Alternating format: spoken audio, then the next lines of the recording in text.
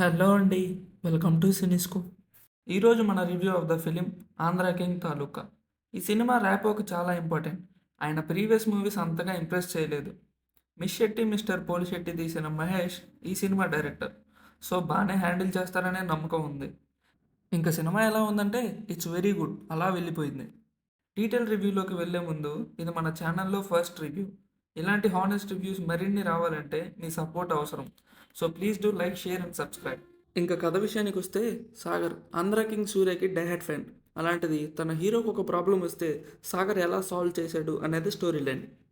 ఇంతకీ తన హీరోకి వచ్చిన ప్రాబ్లం ఏంటి, సాగర్ దాన్ని ఎలా సాల్వ్ చేశాడు, ఒక లెవెల్ దాటి ఫ్యానిజం చేస్తే జరిగే కాన్సిక్వెన్సెస్ ఏంటి అనేది remaining part of the film. Cinema positives గురించి మాట్లాడుకుంటే ఫస్ట్ హాఫ్ చాలా ఎంగేజింగ్గా ఉంటుంది, ఎక్కడా బోర్ కొట్టలేదు. రామ్ భాగ్యశ్రీ పేర్ చాలా క్యూట్గా ఉంది, వాళ్ళిద్దరి మధ్య వచ్చే సీన్స్ ఫ్రెష్గా ఉంటాయి. సెకండ్ హాఫ్లో వచ్చే సత్య అన్న కామెడీ సీన్స్ చాలా బాగా వర్కౌట్ అయ్యాయి.